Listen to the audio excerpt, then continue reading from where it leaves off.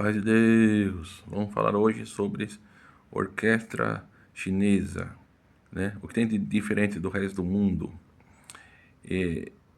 Vamos ver primeiro a China como uma civilização, né? Ela tem por volta de 5, 6 mil anos, né? E o que acontece? A música sempre acompanhou, né? A história da China, assim como outros países também, Egito, Império, a primeira civilização registrada, a Suméria, né? Com a escrita cuneiforme, que na qual as primeiras partituras encontradas, né? Assim, que contam sobre como era a música é de 3.400 anos encontrados na Mesopotâmia. Então, lá na região que hoje é o Iraque, que é o Oriente Médio, né? Mas não, vamos ver a China. O que acontece com ela? Desde 1950, 1959, né, que as orquestras chinesas foram padronizadas para para tocarem usando instrumentos ocidentais, né, que a gente encontra aqui, né, e no resto do mundo, para tocarem instrumentos exclusivos folclóricos chineses na qual pouco conhecemos, mas eu já fiz um estudo sobre isso e me aprofundei. E é muito interessante os instrumentos chineses. Eles têm, é um mundo à parte, assim como a civilização deles e a cultura, né? E o que é legal? E a mescla entre os dois, que dá um som diferenciado, né? Na orquestra deles, assim como pode ser na ópera também, ou em exibições, né, de música, no geral, mesclar os instrumentos ocidentais com os chineses. O que eu quero dizer com instrumentos ocidentais? Aqueles inventados na Europa que quase todos nós conhecemos, né? Assim, que é o violino, o sax, a trompa, o oboé, a tuba, piano, instrumentos ocidentais. E quais são os chineses, então? É aqueles, quando você vê, hoje em dia tem muito dorama chinês, ou filme chinês, ou os primeiros filmes que eu tive contato com a cultura chinesa foi o do Bruce Lee, que eles tocam as músicas com o instrumento deles, assim, que é o erhu, que seria um violino só que vertical, com duas cordas, né? O gehu, que é uma versão do cello chinesa, né? E tem o dihu, ou se não, o bass gehu, que faz o contrabaixo, né? Que, que começou a ser usado os baixos no Oriente no século XIX. Antes não tinha, era só melódico, máximo na voz do tenor, todos os instrumentos. Então eles são geralmente mais agudos, né?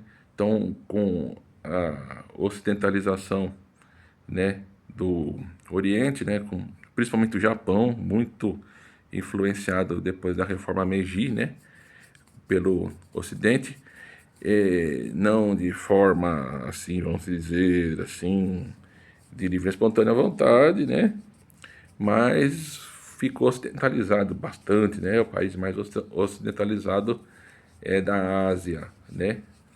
Fora que o norte inteiro da Ásia é da Rússia, né? Então, se fôssemos considerar, o norte da Ásia seria a Europa, né? Porque é da Rússia, que é da Europa, então é Moscou, está na Europa. Mas isso não vem ao caso. E esses instrumentos chineses, eles têm uma variação enorme, assim, pelo menos eu tenho ideia, eu conheço assim uns 70 instrumentos assim. Tem o guqin de um pouco mais de 3 mil anos, né, que é uma mesa de madeira com cordas e com 7 cordas, afinado, né, assim, como se, numa tessitura de soprano, né, para fazer as melodias. Depois vem o guzheng, né, o meu chinês é meio fraco, né. é que ele já é uma mesa maior, já de madeira, com 21 cordas. Hoje em dia, né? No começo eram menos, eram 13. E também tem uns 2.500 anos por aí. E o Sheng, que é a origem, né? Dos instrumentos de palheta, por incrível que pareça, né? Assim que o acordeon, a gaita de boca foram inspirados, né? Nesse instrumento Sheng de mais de 2.000 anos também. Daí para mais que ele é bem assim diferente, assim. Ele é vertical, aí você põe na boca assim e toca o, o, no começo eram bambus, assim, fileira de bambus, maiores, menores. Hoje tem versão tenor, versão baixo, até versão contrabaixo, que fica sentado numa mesa. Então, uma diversidade de instrumentos assim incrível. E na orquestra chinesa folclórica, que a gente pode dividir, o que acontece? E há uma variação dentro da China também, né? Xangai, Pequim, Hong Kong, né? O Cantão, Taiwan, há uma diferença muito grande de orquestras, mas com seu folclore local, musical e geral chinês. E nisso, o que acontece? Diferencia muito o timbre, a música, a sonoridade, né? E não vamos jamais esquecer aqui, principalmente os instrumentos de corda, antigamente feito até de cordas de seda. Olha que coisa chique, hein? Cordas de seda. Enquanto a Europa e o resto do mundo, o mundo árabe, indiano, usava cordas de tripa, de animais, a China usava cordas de seda. Ó, que chique, cordas de seda. Assim. Que eram, tinha harpas de corda de seda, a pipa, que parece um violão vertical, e que pode ser considerado um alaúde também, de 4 cordas. E do duruan também, que é um outro instrumento que já pode ser maior, que é bem redondão assim também, que toca vertical. Pode tocar horizontal também, e uma infinidade de instrumentos. Eu tenho até um vídeo, acho que na minha coleção pessoal aí de playlist, que é 1 hora mostrando só instrumentos chineses, né? Depois posso colocar aberto em público aí. Deixa eu só achar ele lá nos meus arquivos, que para quem quiser ver, só ir na minha playlist, que vai ter 1 hora de instrumentos chineses, assim, mostrando um a um, né? E qual é o som deles e a áudio e vídeo deles, né? Então, é muito interessante, realmente é muito interessante, que é um mundo à parte, assim, é uma cultura milenar e muito bonito mesmo, entendeu? Mas começou esse formato de orquestra no século XX aqui, porque anterior a isso eles tinham já nos impérios antes de Cristo, já tinham vários músicos que tocavam para o imperador, em festa, em funerais, em comemorações, na casa, é, em casa. A música folclórica é assim, né?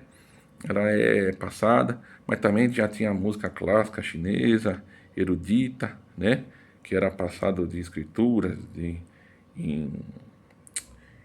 em papiro, em escrito em pele de animal. Depois eles foram os criadores do papel, os chineses foram os criadores do papel, depois imprimiam.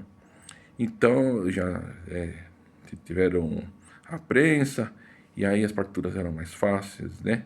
Então eles têm essa tecnologia antiga já bem definida e que conseguiu espalhar a música muito bem, exercitada em toda a China, entendeu?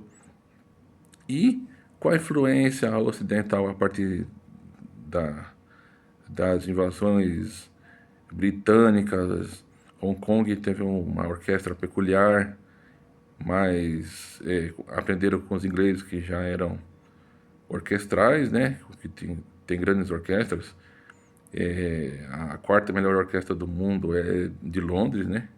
Então já vem com influência já para a China, né? E entre outros. Então eles usam os nossos instrumentos, assim que a gente fala que é nosso, né? Que a gente está mais habituado, e eles usam os deles. Então eles conhecem os dois e eles fabricam ambos, né? Exportam os instrumentos e nós que consumimos pouco dos instrumentos dele, pouco nós conhecemos, que não faz parte da nossa cultura, né? Então eles têm a cultura deles e eles conhecem a nossa também. Então isso dá uma vantagem para eles porque eles fabricam, eles sabem, eles tocam, eles usam e a gente fica meio assim, falando, nossa, o que é isso? Eu nunca vi, né? E eles já conhecem já há mais de 100 anos aí, né? Os nossos instrumentos daí para mais, né? Fora o contato que tinha com a Rota da Seda, né? Que é uma outra história lá do Império Han, antes de Cristo, que já tinha uma comunicação com a Europa muito grande, né? Passando pelos árabes no meio do caminho, persas, né?